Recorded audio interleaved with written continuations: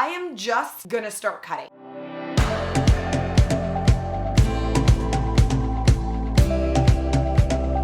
Happy Sunday. Happy Sunday. Thanks for being here today. And thank you for being patient with me last week. We decided to kind of start our holiday vacation a little early.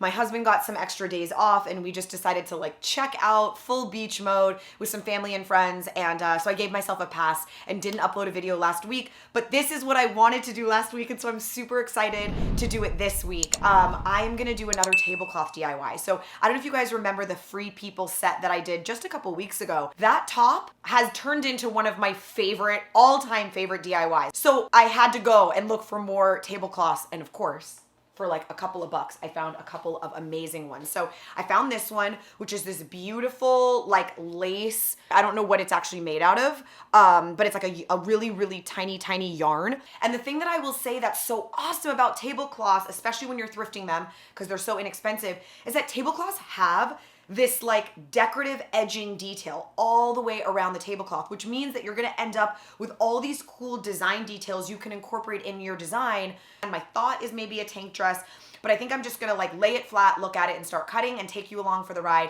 And hopefully there will be some amazing inspiration along the way for you guys to do your very own. Okay, I think that's it.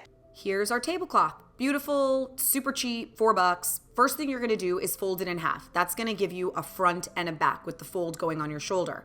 Then you're gonna fold it again. That's gonna give you a right and a left. So what I'm doing is I'm pinning together all of the scalloped edges so that I can cut both the right and the left at the same time and it'll be even. I'll end up with a good amount of excess there on the left-hand side, and that's what I'll use to make all the gourds. Everything is like flat and pinned. Now, I wanna figure out my like pattern. Again, it's barely gonna be a pattern. My thought is to make a tank dress. So it's gonna be straight down like this. I'm gonna decide how wide I want it here, how wide I need it here. I'm gonna go down here. Okay, so this is my smallest point. This is my next point. I need to know how long that's gonna be. So I'm gonna go from the shoulder, high point shoulder, down to where the underarm would be, which is 10 inches. Okay, excuse the awful drawing, but I hope this helps. So my shoulder is 4.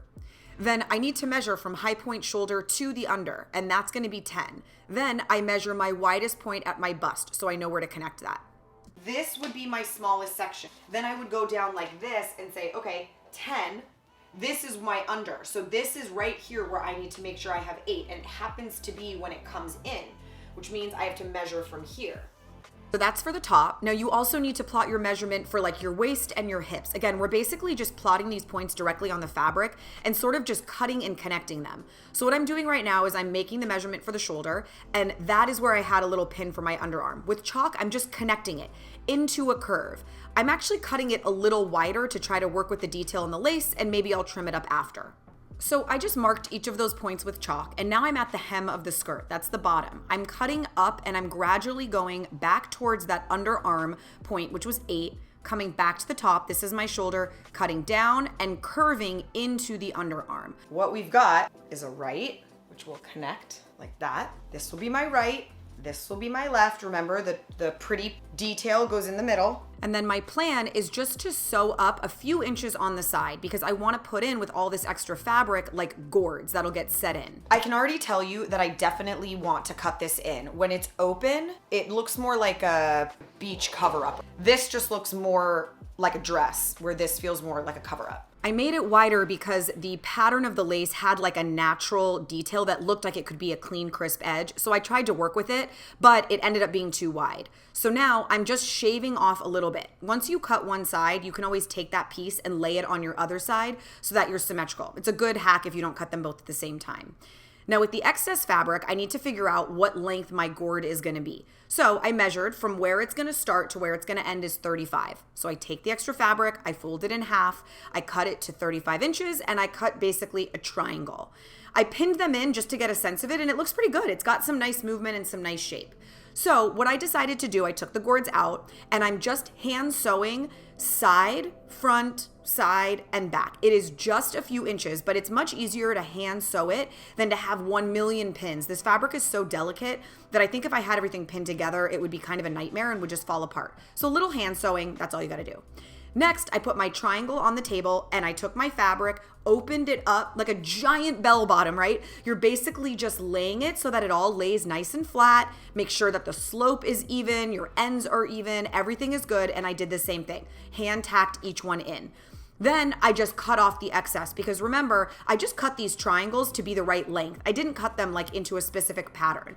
Then when I set it in and I make sure everything is angled, it sort of shows me the pattern. It shows me what I need and what I don't need. And then I can just cut the excess off. It's a really great hack. You're gonna do this for center front, center back, right side, left side, and then everything is in. I hand sewed everything and now it was time to go back over it with a zigzag stitch. Literally just a wide zigzag tacking down all of the edges so that it's nice and flat.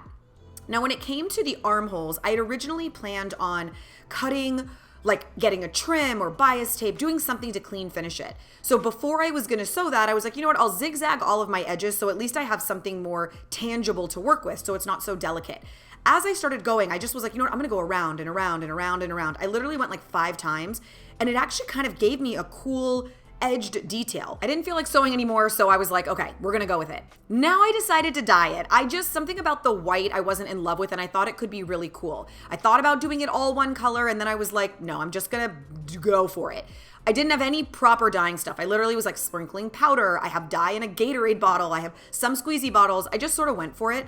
I also didn't know whether this was 100% cotton. It felt like it, but I had no way of knowing. Okay, I'm so nervous. I'm gonna pull it out of the washing machine and what if I ruined it?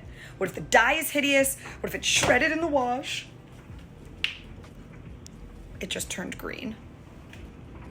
Well, it's green. Yeah, panic set in right about now. I think what happened is it's not cotton. Even though it kind of felt like it to me, it's not. So I think that some colors worked, some didn't, too much fade, and it just looked like I was not into it. So I did have some synthetic dye and I basically just tried to re-dye it. I had, again, no rhyme or reason. I was just trying to sort of save it because at this point I thought it was a lost cause and this was gonna be a fail video. I think I saved it, but I'm dying to hear what you guys think. I'm gonna model it right now and I'm gonna put 3 different slips underneath because it totally transforms depending on what you put underneath. Enjoy.